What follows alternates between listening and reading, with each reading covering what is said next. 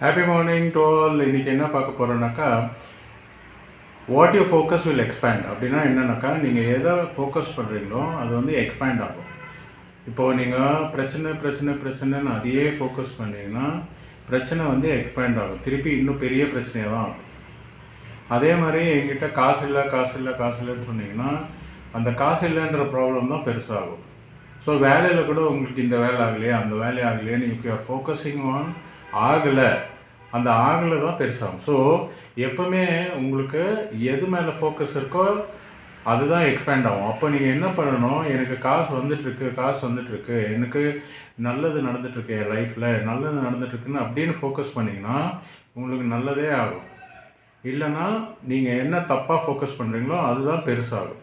என்னோடய பேர் அமிகோஸ் ரவிச்சந்திரன். நான் ஒரு business consultant and life consultant. உங்களுக்கு எந்த கொஷனாக இருந்தாலும் எனக்கு கால் பண்ணி பேசுங்க. பாய்.